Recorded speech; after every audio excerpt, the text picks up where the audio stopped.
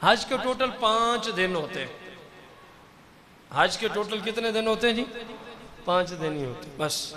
बसाव का तो रश की वजह से बजाय 8 ज़िलहज्जा के वो 7 को ले जाते हैं, अलग बात है। लेकिन हज का सिस्टम 8 ज़ुल्हिज्जा से शुरू हो, आपको 6 ज़ुल्हिज्जा को ले जाए कोई मसला नहीं। ये एक मजबूरी के तहत लेके जाते हैं। हज के 5 दिन है बस, 8 ज़िलहज्जा, 9 ज़िलहज्जा, 10 ज़ुल्हिज्जा, 11 ज़ुल्हिज्जा, 12 ज़ुल्हिज्जा, बस हज कंप्लीट हो गया। हम इन्हीं की मुख्तसर सी तफसील आपके सामने रखें। हज का पहला दिन 8 ज़िलहज्जा, अगर आपको कोई 7 को भी लेके जा रहा है तो काम यही करने आप जा सकते हैं। रश की वजह से बसाओगत 7 को भी मुअल्लिम आपको लेके चले जाते हैं। सबसे पहले आप हज के पहले दिन 8 ज़िलहज्जा को या 7 को अपनी रिहाइश मक्कातुल मुकर्रमा से इहराम बांधेंगे। हज के लिए अपनी रिहाइश से ही बांधेंगे। इहराम के बाद अगर मकरू वक्त ना हो तो 2 रकात नमाज नफिल अदा करेंगे। इसके बाद हज की नीयत करेंगे, या अल्लाह मैं हज का इरादा करता हूँ, नीयत करता हूँ, हज को मेरे लिए आसान कर दे और मेरी तरफ से कबूल फरमा, और मैं सिर्फ तेरी रज़ा के लिए हज करने लगा, खालिस तेरी रज़ा के लिए हज करना। जैसे ही हज की नीयत कर ली फौरन तलबिया पढ़ना। अब बीच में कोई और काम नहीं आना चाहिए, फौरन तलबिया, लब्बैक अल्लाहुम्मा लब्बैक लब्बैक ला शरीक लक लब्बैक इन्नल हम्दा वन निअमत लक वल मुल्क ला शरीक लक। कम से कम 1 मरतबा पढ़ना हज के होने के लिए जरूरी, 3 मरतबा पढ़ना बेहतर है। अब से लेकर 10 ज़ुल्हिज्जा को बड़े शैतान को कंकनियां मारने तक कसरत के साथ हाजी साहब तलबिया को पढ़ते रहे। अब से लेकर 10 ज़ुल्हिज्जा को बड़े शैतान को कंकनियां मारने तक यही तलबिया की कसरत करते रहे। जब सूरज निकल आए 8 ज़ुल्हिज्जा को तो मक्कातुल मुकर्रमा अपनी रिहाइश से मिना शरीफ को तशरीफ ले जाना। 8 ज़ुल्हिज्जा की ज़ोहर से लेकर 9 ज़ुल्हिज्जा की सुबह तक 5 नमाजें मिना में पढ़ना, ये हमारे आका करीम का तरीका मुबारक है। जनाब हज पे ऐसे ही किया था जनाब। ये हज का पहला दिन कंप्लीट हो गया। हज का दूसरा दिन 9 ज़िलहज्जा, अहम तरीन हज का दिन और अहम तरीन रुकन। 9 ज़िलहज्जा को आपने क्या करना है? जब सूरज खूब चमक जाए, निकल आए, मिना से अरफात को चले जाना। आप मिना में, हाजी साहब कहाँ मौजूद है? मिना। मिना से अरफात को चले जाना। और आज 9 ज़ुल्हिज्जा को अरफात में ठहरना, बस अरफात में। ये हज का वो रुकन है कि अगर ये ना हो तो हज नहीं होता। 9 ज़ुल्हिज्जा को अरफात के मैदान में कोई चीज पढ़ना शर्त नहीं है हज के लिए, बस जाके बैठ जाए ठीक है। बाकी इस्तिग़फ़ार करें, तस्बीह और तहलील पढ़ें, कलमा कलाम पढ़ें, वो एक इजाफी बात है, आपका अपना भला है। अल्लाह से तौबा करें कि ये आपकी जिंदगी का अजीम तरीन दिन है। आज आप हज का अहम तरीन रुकन अदा करने बैठे। बाकी हज की अदायगी के लिए कुछ पढ़ना हो अरफात वाले दिन कुछ भी नहीं, बस वहां पे बैठना, वहां पे 9 ज़ुल्हिज्जा का दिन वहीं गुजार दे। 9 ज़ुल्हिज्जा का दिन अरफात के मैदान में गुजार दे। अगर किसी का अरफात में ठहरना किसी वजह से ना हो सका तो अब उसका हज नहीं हो सकता, अब फिर अगले साल ही हज करना पड़ेगा। अल्लाह अकबर। अरफात में जब तक सूरज गुरूब नहीं होता वहां पे बैठे रहना जरूरी है। जब सूरज गुरूब होगा फिर अरफात से आप मुज़दलिफ़ा को जाएंगे। फिर अरफात से कहाँ जाएंगे? मुज़दलिफ़ा को जाएंगे। और अगर किसी शख्स ने जल्दी की कि जब सूरज गुरूब होता है वहाँ पे बाकायदा ऐलानात होते हैं तो सारे हाजी लाखों का मजमा इकट्ठे निकलना होता है, चलो मैं पहले ही चला जाता हूँ, तो जनाब पे दाम लाजिम आ जाएगा, क्योंकि मगरिब तक ठहरना वाजिबात है हज का। वाजिबात में से एक वाजिब आपने तर्क किया और जानबूझ के किया, आप गुनाहगार भी हुए, आपको दम भी देना पड़ेगा। हाँ, अगर चले गए मगरिब से पहले, किसी ने समझाया ओ भाई मगरिब तक वहीं रहते, फिर वापस आ गया हदूद अरफात में, तो दम साकित हो जाएगा, दम खत्म हो जाएगा।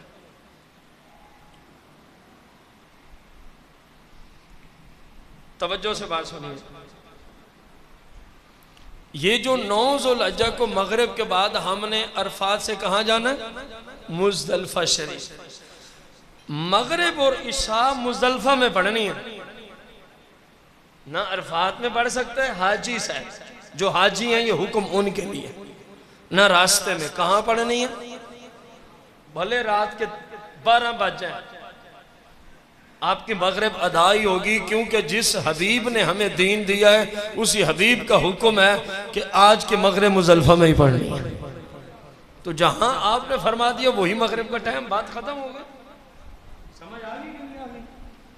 अच्छा, 10वीं की रात यानी 9 और 10 ज़ुल्हिज्जा की दरमियानी जो रात है, ये मुज़दलिफ़ा में ठहरना हमारे आका करीम की सुन्नत मुबारक है।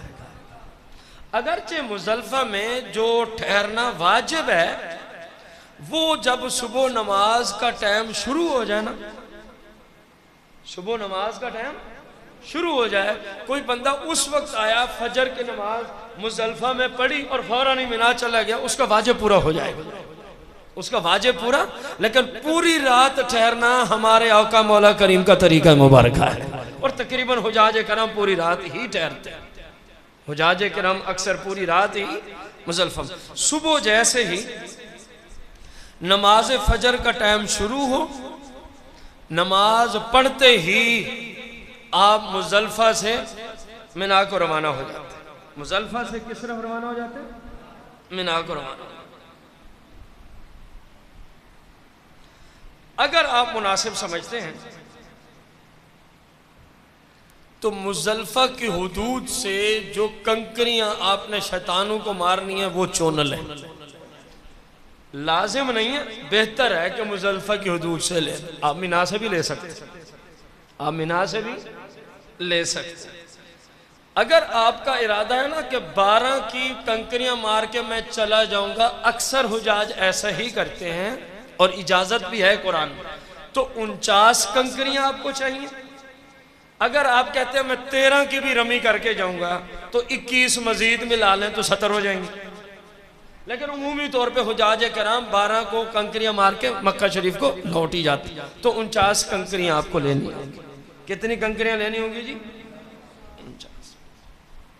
और ये याद रहे कि मुज़दलिफ़ा से जो मिना को जाना है, सूरज तुलू होने से पहले पहले जाना है, यही हमारे आका करीम का तरीका मुबारक है। जो पहले चला जाएगा सुन्नत का भी सवाब पा ले, जो बाद में जाएगा उसकी सुन्नत का सवाब रह जाएगा, अगरचे हज हो जाएगा, अगरचे हज हो जाएगा। हज का दूसरा दिन भी ज़रूरी मसाइल, ज़रूरी अरकान की दुनिया में पूरा होगा। हज का तीसरा 10 ज़िलहिज्जा का दिन शुरू होगा। सबसे पहले आज शैतान, जो सबसे बड़ा शैतान है, जो सबसे 3 शैतानों में से जो सबसे बड़ा मिना के अंदर ही है, इसको 7 कंकरियां मारना। और ये कंकरियां हाजी साहब ने खुद ही मारनी होती।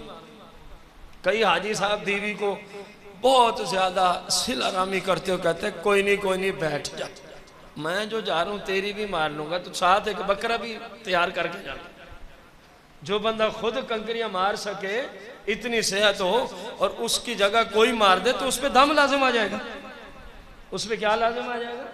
सिला रहमी करनी चाहिए, लेकिन जहां इस्लाम भी सिला रहमी की इजाजत देता हो, जहां इस्लाम भी सिला रहमी की, खुद कंकरियां मारना वाजिब है। हाँ, अगर कोई बहुत कमजोर है, बीमार हो गया है, किसी सूरत नहीं जा सकता, अब वो किसी को अपना क़याम मकाम कर सकता, अब वो किसी को अपना क़याम मकाम कर सकता है। ये रम्मी, इसको रम्मी कहते हैं, शैतान को कंकरियां मारना। 10 की जो रमी का टाइम है ना जी, फजर की नमाज से लेकर 11वीं की फजर तक किसी वक्त भी आप मार सकते। बड़े शैतान को जो 10 ज़ुल्हिज्जा को कंकरियां मारनी है, किसी वक्त भी 10 की सुबह की नमाज के बाद से लेकर 11 की सुबह की नमाज तक, जिस वक्त आपको आसानी हो। हाँ, बाकी ये रहा, हमारे आका करीम सल्लल्लाहु अलैहि वसल्लम किस टाइम पे कंकरियां आपने मारी थी 10 ज़ुल्हिज्जा को?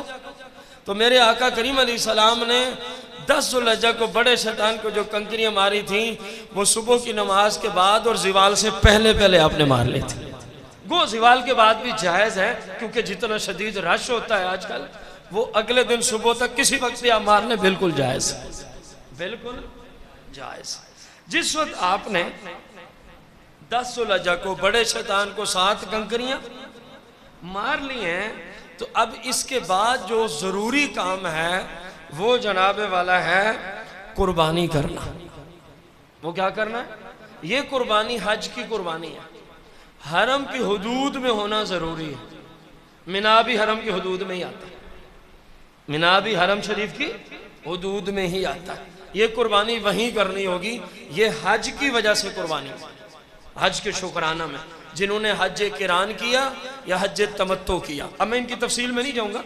जिसने हज मुफरद किया उस पर हज की वजह से कुर्बानी नहीं होती, और ये जो मक्का के रिहायशी लोग हैं हज मुफरद सिर्फ वही करते हैं अगर करना चाहें। जो यहाँ से पाकिस्तान ही जाते हैं या जितने भी आउट ऑफ कंट्री सऊदीया के अतबार से बाहर से लोग जाते हैं, वो या हज किरान करते हैं या हज तमत्तो करते हैं। अक्सर हज तमत्तो ही करते हैं कि यहाँ से गए, उम्रा किया, एहराम खोल दिया, हज के दिनों में 8 को फिर या 7 को एहराम बांधा, हज किया, इसी को हज तमत्तो कहा जाता है, इसी को हज तमत्तो कहा जाता है। तो 10 ज़ुल्हिज्जा को सबसे पहले शैतान को, बड़े शैतान को साथ, ये तरतीब जरूरी है, उल्ट होगी तो दम पड़ जाना। जब कंकरियां मार लें तो अब आप राब्ता करें अपने उस बंदे से जिसने आपकी क्या करनी है, कुर्बानी। आपने खुद करनी है, ठीक है ना, जिससे करवा रहे। अब आप जैसे ही फारिग हुए तो वो आपकी तरफ से कुर्बानी करेगा। जब आपको इतला मिले कि आपकी कुर्बानी हो चुकी है, इसके बाद हल्क करवाएं, यानी चाहे तो मशीन फिरवाएं, चाहे तो अपने बाल छोटे करवाएं, लेकिन ये जरूरी है कि 1.5 पोरे जितना बाल पूरे सर के आप कटवाएंगे तो फिर ही रुकन अदा होगा। लेकिन बेहतर अफजल यही है कि बंदा मशीन फिरवाए। कोई हाजी या उम्रे पर कोई जुल्फों वाला बंदा है या कोई वैसे उसके बाल बड़े हैं, वो उस तरह नहीं फिरवाता, तो आप उसको गुनाहगार नहीं कह सकते। रुकन अदा होने के लिए 1.5 पोरे जितना उसने बाल अगर कटवा डाले तो उसका रुकन अदा हो जाए, उसका रुकन अदा हो जाए। 10 ज़ुल्हिज्जा को सबसे पहले बड़े शैतान को 7 कंकरियां, उसके बाद कुर्बानी, उसके बाद हजामत। जिस वक्त हजामत कर लिए, लेकिन ये तरतीब जरूरी है, ये ज़हन में। किसी ने कुर्बानी से पहले ही हजामत कर ली तो उस पर दम लाजिम आ जाएगा। तरतीब का जुमला इसलिए मैं बार बार बोल रहा हूँ, कुर्बानी के बाद ही आपने हजामत करवानी है, कुर्बानी के बाद ही आपने हजामत करवानी है। औरत के लिए अहम तरीन मसला है हजामत के एतबार से। मेरी तरफ गौर करेंगे तो मसला समझ आएगा। एक कान की लौ से लेकर दूसरे कान की लौ तक औरत अपने बालों के बराबर के 4 हिस्से कर ले चौड़ाई में। कितने हिस्से कर ले? ये फर्ज करते हैं एक कान की लौ से दूसरे कान की लौ है, मैं समझाने के लिए। एक हिस्सा ये हो गया, दूसरा ये हो गया, तीसरा और चौथा ये। अब ये बराबर के हमने हिस्से कर लिए। समझ आ रही है आपको बात? देखिए मैंने काट के टिश्यू पेपर को आपको समझाया। वो इस तरह बालों के 4 हिस्सों में बालों को तकसीम करेगी चौड़ाई में बराबर 100 बराबर। अब इन चारों में से कोई एक हिस्सा वो पकड़ लेगी और 1.5 पोरे जितना लंबाई में उसको पकड़ के, कितना 1.5 पोरे से कुछ ज्यादा हो काम ना हो लंबाई में, चौड़ाई में कितना है? सर का चौथा हिस्सा, सर के बालों का। इसलिए हमने 4 हिस्से करवाए बराबर के। और लंबाई में कितने काटने? कम से कम 1.5 पोरा, इससे कुछ ज्यादा हो। पकड़ के खुद काट डाले तब भी ठीक है, उसका कोई महरम शरी काट डाले तब भी ठीक है। औरत के लिए बाल इतने काटने से उसका हज का हजामत वाला या उम्रे का हजामत वाला रुकन अदा हो जाएगा।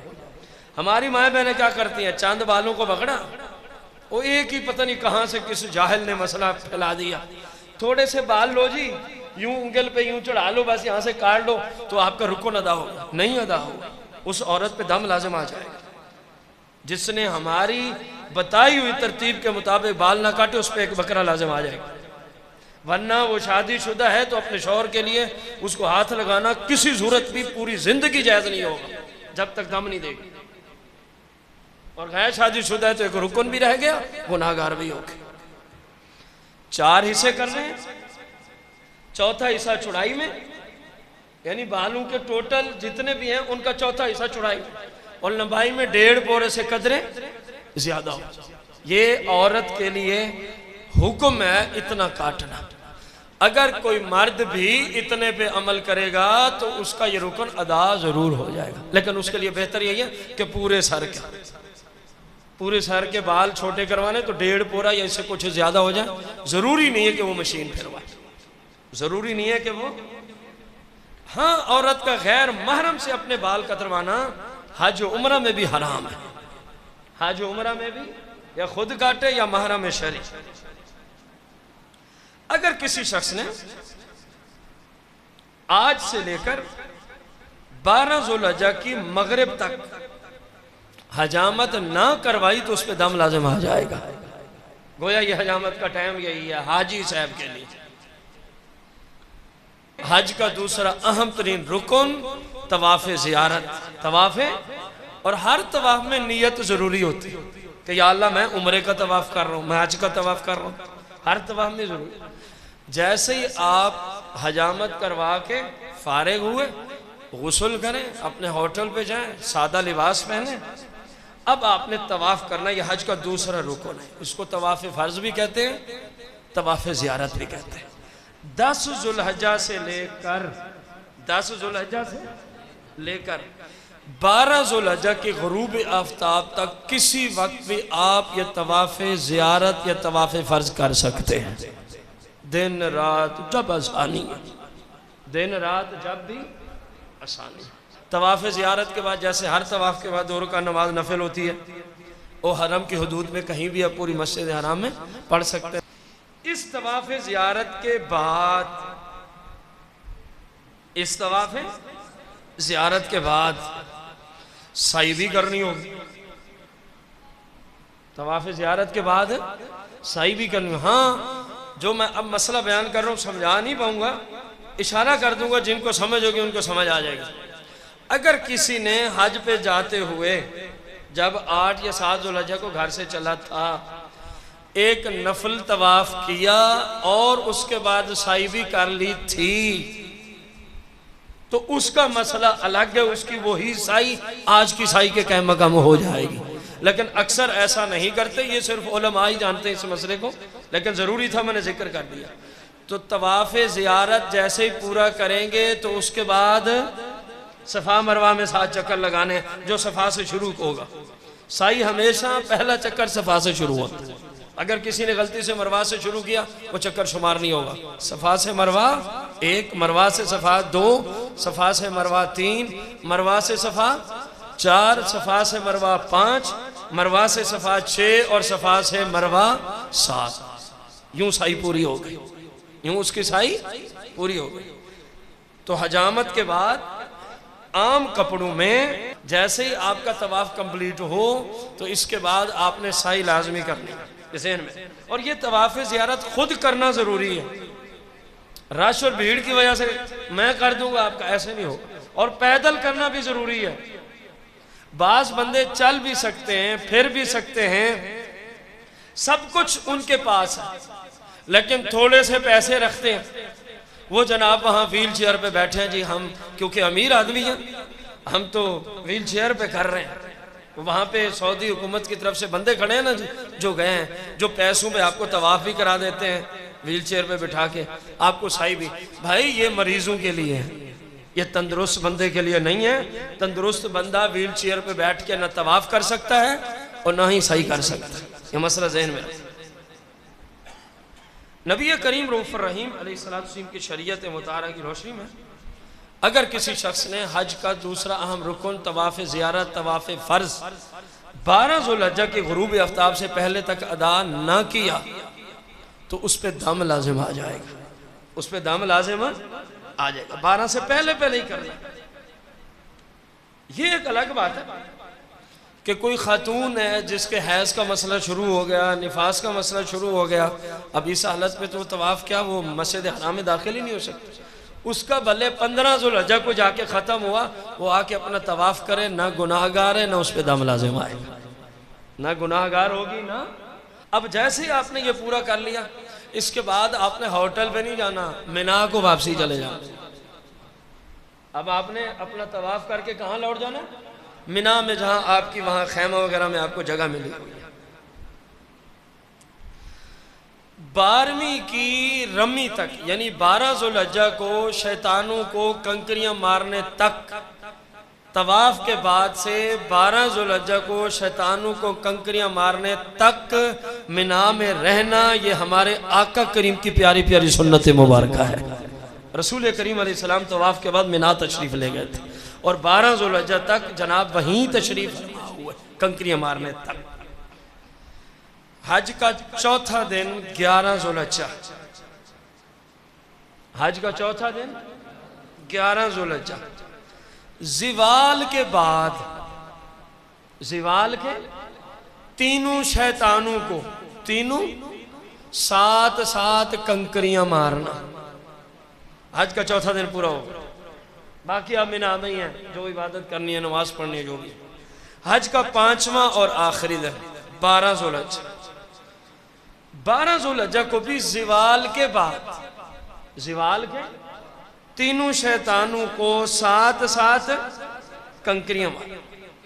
12 ज़ुल्हिज्जा को कंकरियां मारने के बाद अगर आप वापस जाना चाहते हैं तो इस्लाम में आपको इजाज़त है, लेकिन गुरूब आफ्ताब से पहले पहले मिना आपको छोड़ना पड़ेगा। अगर आपको वहीं शाम होगी तो आप वहीं ठहरे, 13 की कंकरियां भी मार के फिर जाना होगा। 12 को जाना चाहते हैं, कुरान में इसकी इजाज़त है, लेकिन जाना कैसे है? गुरूब आफ्ताब से पहले पहले मिना की हुदूद को छोड़ना होगा, अब जा सकते। रसूल करीम रऊफ़ुर रहीम अलैहिस्सलाम की शरीयत मुताहरा की रोशनी में कोई शख्स अगर 11वीं और 12वीं तारीख की जो कंकरियां शैतान को मारनी हैं, अगर ये ज़िवाल से पहले मारेगा तो कंकरियां मारना शुमार नहीं होगा। ये बड़ा अहम तरीन मसला है। किन दिनों की बात की है? 11 ज़ुल्हिज्जा और ज़िवाल। ज़िवाल के टाइम का मतलब है जैसे जोहर का टाइम शुरू होता है ना, ज़िवाल का टाइम ख़त्म हो गया। जोहर का टाइम शुरू होने से पहले पहले अगर किसी ने, खुसूसन 12 को कुछ बंदों को जल्दी होती है वापसी जाने की, सुबह के बाद ही कंकरियां मारी, वो कंकरियां इस्लाम की रोशनी में आपने मारी नहीं है, दम लाजिम आ जाएगा। ज़िवाल के बाद आपने कंकरियां मारनी है। हाजी साहब के ज़िम्मे आखिरी रुकन रह गया है, उसको कहते हैं तवाफ़ रुखसत, तवाफ़ अलविदा भी कह सकते, क्योंकि 12 को जब इसने ज़िवाल के बाद तीनों शैतानों को कंकरियां मार ली तो अब मक्का में अपनी रिहाइश पे लौट जाए। अब से लेकर जब तक वापसी जिस मुल्क से भी गया है, फ्लाइट का टाइम नहीं होता, किसी भी वक्त तवाफ़ रुखसत तवाफ़ अलविदा कर सकता जब चाहे। हाँ, अगर किसी औरत का शरई उज़ुर आ गया, यानी उसका हैज़ का मसला शुरू हो गया और फ्लाइट के दिन तक उसका हैज़ नहीं रुका, तो उस पे तवाफ़ रुखसत अल्लाह की तरफ से माफ़ हो जाएगा। हाँ, अगर कोई हाजी साहब जो मक्का और मिकात से बाहर से आए हैं, तवाफ़ रुखसत उनके लिए होता है। 2 शर्तें हैं तवाफ़ से रुखसत के लिए। नंबर 1, बंदा हज पे गया हो। नंबर 2, मक्का और मिकात के बाहर से आया। मक्के वालों पे तवाफ़ रुखसत नहीं होता और उम्रे वालों पे भी तवाफ़ रुखसत नहीं होता। हज पे गया हो और मिकात से बाहर का रिहायशी हो, अगर वो तवाफ़ रुखसत तवाफ़ अलविदा छोड़ के वापस आ गया तो उस पे दम लाजिम आ जाएगा, उस पे दम लाजिम। हाजी साहबान को मुबारक हो, इनके हज के ज़रूरी अरकान अल्लाह की तौफीक से पूरे हो चुके हैं। ये हज के 5 दिन हैं और इस तरह ज़रूरी मसाइल जो थे वो मैंने आपके सामने रखे। अल्लाह तबारक व तआला नबी रहमत सल्लल्लाहु अलैहि वसल्लम के सदका से तमाम मुसलमान जो इस साल 1445 सने हिजरी के हज की सआदत हासिल कर रहे हैं, अल्लाह उन्हें कुरान व हदीस के मुताबिक हज के अरकान अदा करने की तौफीक अता फरमाए। और अल्लाह करीम मुझे भी, आप सबको भी, बाज़ इंटरनेट जहाँ तक ये कुरान व सुन्नत की आवाज़ पहुँचे, अल्लाह तमाम मुसलमानों को हज बैतुल्लाह और हरमैन शरीफैन की बार बार बादब हाज़िरी का शर्फ अता फरमाए। आमीन बिजाहि नबी अल करीम अलैहिस्सलातु व तस्लीम।